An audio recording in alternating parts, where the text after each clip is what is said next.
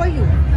Oh, okay naman. 5 months postpartum. So far, napakahirap. Na-realize ko how hard it is to be a mom. Na-realize ko yung sacrifices ng mom ko. Now that I'm in the same boat, nandito na ako, same boat. Pero grabe, iba yung feeling. I feel like a different person. I feel like a new person. Parang the things that I used to love doing, yung mga hilig ko before, nagbago, parang biglang nawala. And then, ito na yung mga gusto kong gawin. Mag-alaga ng baby, everything about the baby na. Talagang my priority is my baby. Talagang, less of me and more of the baby. Hands-on mo? Sobra. As in, gusto ko mang bumalik ng trabaho, pero every time aalis ako, wala. Iiyak ako kasi nagigilty ako. Pero even though I have help from my husband, kahit may yayas kami, talagang very hands-on ako. Nakatutok pa rin ako, bantay, sarado pa rin ako. Kamustang dad's yung husband? Sobrang supportive. As in, parang it made me realize more na I married the right person talaga and the right man for me. What is the most difficult part during the first few months?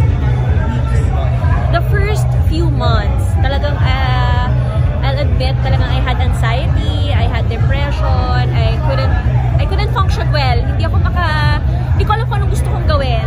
Gusto kong bumalik sa pag-artista, gusto kong mag-social media, gusto kong maging active social media, pero wala talagang in the end, talagang yung focus ko, yung lahat ng araw ko, lahat ng oras ko binubuhos ko kay baby.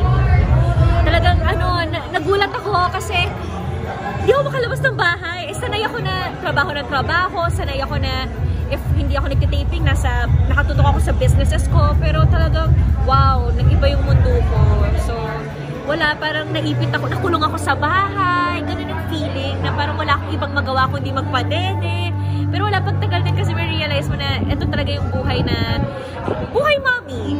So, yun, ang sarap lang din ang feeling na at least may bago sa buhay ko at ito, sinisavor ko lang, treasure ko lang every moment with her. Tingin mo matatagal lang kang bumalik sa trabaho?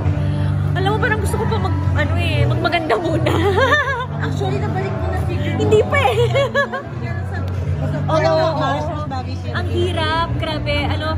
Sabi nila, ang bilis ko daw pumayat, pero sa totoo lang, may baby punch pa ako, may stretch marks ako, may talagang ramdam ko pa rin yung yung mga symptoms ko nung pregnant ako, nandito pa din. Kailangan ko pa rin talaga mag-recover. Pero may mga offers and sorry.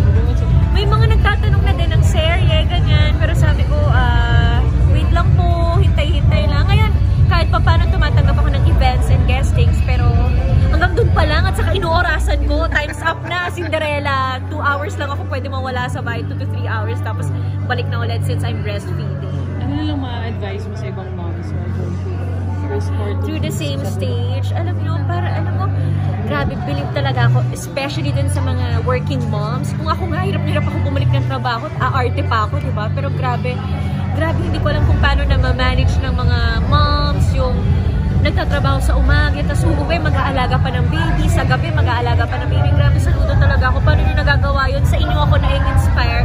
Pero siguro ang advice ko lang din, parang, give yourself a break din. Kailangan mo din magpahinga, i-prioritize self-love para nababalance mo lahat. Kasi happy mommy, pampered mommy is equal to happy baby. So, very important na huwag mong kalimutan yung sarili mo.